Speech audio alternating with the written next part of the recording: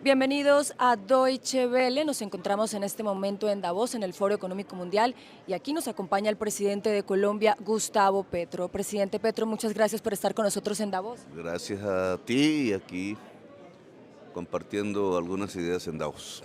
Bueno, una de esas ideas, presidente, ha sido el tema de la paz. Usted ha hablado nuevamente de uno de los temas que ha sido bandera en su gobierno y es esta paz total. Exactamente, ¿qué es lo que se ha logrado en poco más de un año de gobierno, presidente?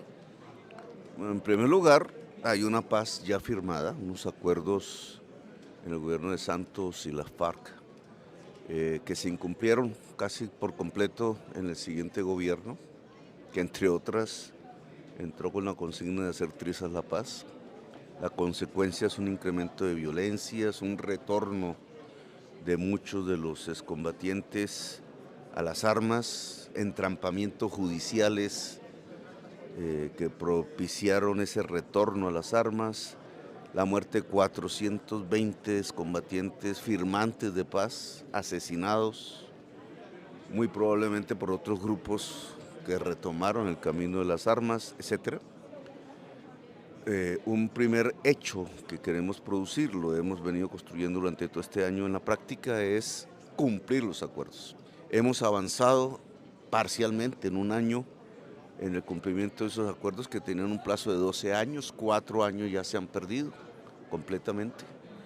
Este primer año de gobierno ha logrado avances en la reforma agraria, en comprar tierras de latifundistas para entregársela a campesinos. Hemos detenido el ascenso de la criminalidad que había contra los excombatientes. Y ese, digamos, es uno de los terrenos que es cumplir el acuerdo de paz.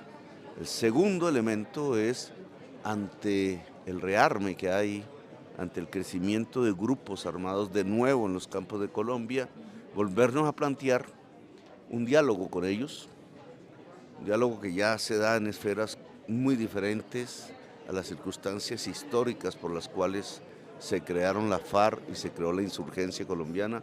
Hoy estamos ante unas modalidades de violencia que ya tú lo estás viendo en Ecuador.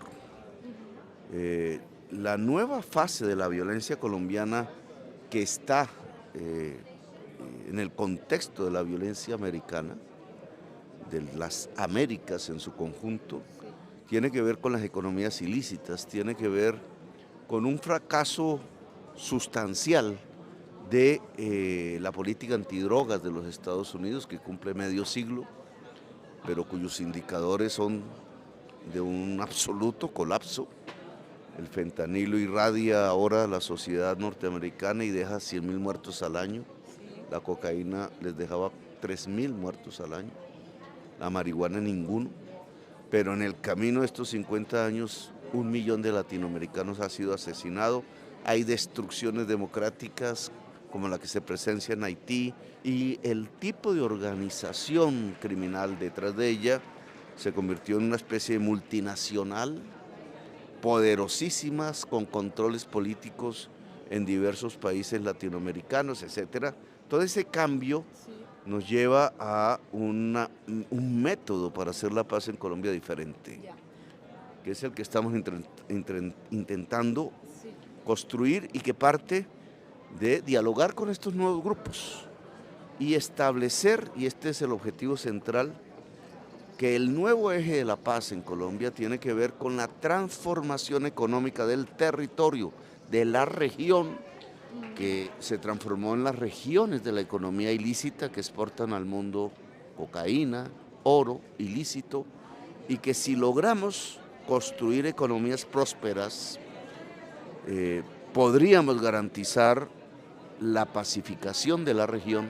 Presidente, antes de pasar a hablar de lo que está ocurriendo en Ecuador, que afecta, como usted bien lo dice, a toda la región, quisiera hablar de nuevo de este plan de paz total. También hay críticas porque dicen que no es un plan realista, que no es viable hacer la paz con todos los grupos que delinquen en Colombia y que además puede haber se puede entorpecer la división de poderes. ¿Qué responde usted a esta crítica? No veo por qué se entorpezca la división de poderes, porque en el caso de la criminalidad común, El camino que estamos proponiendo sí es un diálogo con el Estado, pero no con el gobierno, sino con el Poder Judicial. Se le llama eso políticas de sometimiento, de acogimiento a la justicia. Se han implementado ya de antes en Colombia, no es la primera vez. Y nosotros lo que queremos es generalizarla al conjunto de bandas, al conjunto de organizaciones criminales más poderosas que la banda común, pero que perfectamente respetan la independencia de poderes. La causa de la violencia en Colombia hoy es haber abandonado regiones enteras, excluidas sus poblaciones, la mayoría con marcas étnicas diferentes a la de los gobiernos en general de Colombia, excluida su juventud de la educación, del trabajo, de la posibilidad de vivir incluso. La manera para construir una paz generalizada, llámala tú total, como quieras, una era de paz como la mayoría de las naciones del mundo lo tienen, es la inclusión de la población y de esas regiones a la prosperidad.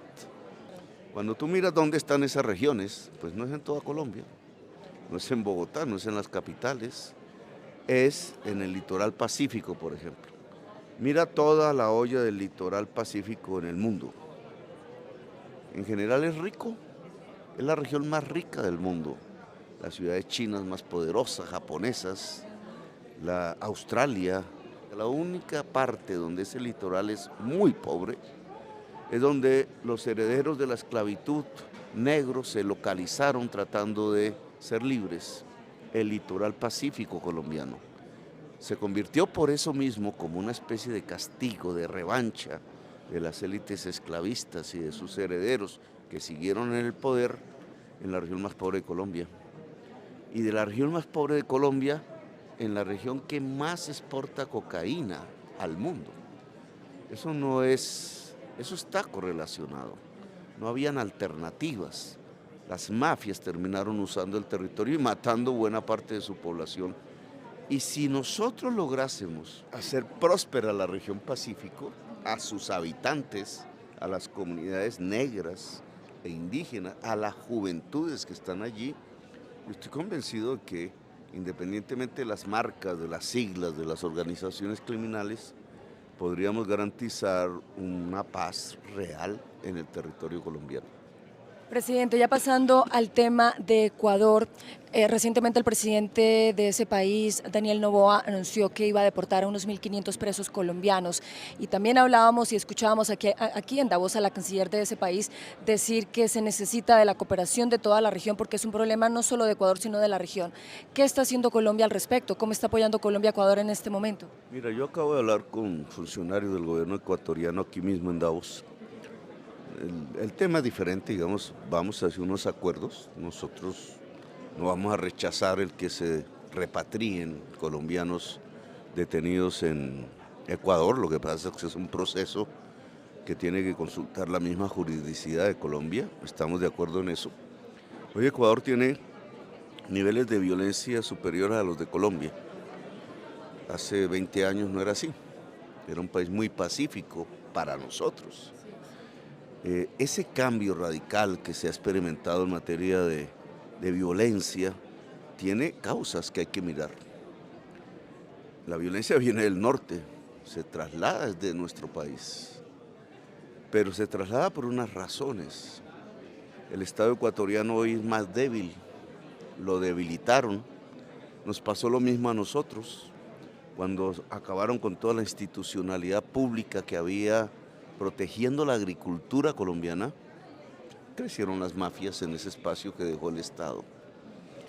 Allí me parece que habría que hacer un análisis sobre eso, por la debilidad construida del Estado ecuatoriano tiene una consecuencia, la toma criminal de muchos territorios. También te podría, como una experiencia trasladada, decir que la dolarización, una de las dificultades en la criminalidad colombiana es que tiene que transformar sus activos que ganan en dólares, precisamente vendiendo cocaína u oro ilícito, el lavado de activos, se le llama así, es transformar eso en pesos. Es una dificultad, digamos, que en Ecuador se facilita. No porque lo hayan querido así, sino porque allí no hay que lavar activos. De una vez la economía está dolarizada y eso hace más rentable para el crimen el Ecuador respecto a Colombia. Y también otro tercer elemento me parece fundamental es la aparición del fentanilo en el norte, en Estados Unidos. Ha detenido el mercado de la cocaína, no en términos de que se haya acabado, sino que no crece, ligeramente decrece el consumo de cocaína en Estados Unidos. Eso hace que todas las rutas que estaban construidas geográficamente desde Colombia hacia el norte, pasando Centroamérica, las islas del Caribe y Estados Unidos, han cambiado.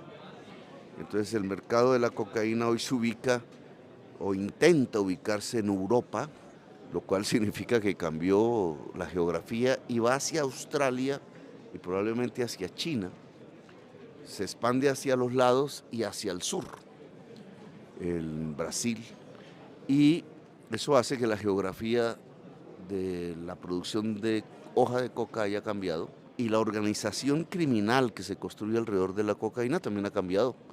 Hay mafias argentinas, paraguayas, uruguayas, brasileras muy poderosas, y hay otro elemento que agrava la situación y es el bloqueo económico a sociedades como la venezolana, que la empobrece, la hace fluir en millones de personas en el éxodo, hace crecer el éxodo, la migración, le llaman los norteamericanos, en todo el continente americano, pero con un núcleo muy poderoso de población venezolana. Eso acrecenta las esclavitudes, la trata de mujeres, de la esclavización de niños, el uso de la población venezolana empobrecida en las bandas criminales, hace acrecentar la violencia. El bloqueo económico terminó siendo un boomerang en contra de los mismos Estados Unidos. Entonces, digamos, todos estos hechos hacen que Ecuador se convirtió pues, en un país con un alto índice de violencia. La respuesta no solamente es cómo presos colombianos van hacia Colombia, sino cómo se desactivan todas estas causas. Presidente, tenemos tiempo para una última pregunta y es que ya que usted ha hablado del tema de las drogas, usted ha anunciado una cumbre antidrogas que tendría lugar en Bogotá. Cuéntanos un poco de detalles, ¿para cuándo sería? ¿Quiénes participarán? Pues todos estos datos y hechos que muestran un enorme fracaso de la política norteamericana sobre las drogas construida hace 50 años por Nixon contra la marihuana, que hoy se fuma legalmente y en las calles de Wall Street, pero que dejó 1 millón de muertos en el camino, decenas de millones de presos, sobre todo negros y latinos, y destrucción democrática por doquier en todas las Américas, pues hay que ponerla en evaluación. Hemos venido convocando a los presidentes de toda América Latina para que evaluemos un enorme fracaso. La política antidrogas de medio siglo que ha dominado a todos los países de las Américas, que no ha dejado sino sangre y muerte y violencia, y que debe ser repensada en otros términos. Presidente, desafortunadamente se nos acabó el tiempo, tenemos más preguntas para ustedes, las formularemos en una próxima ocasión. Gracias, presidente. Gracias a ti y a todos tus televidentes.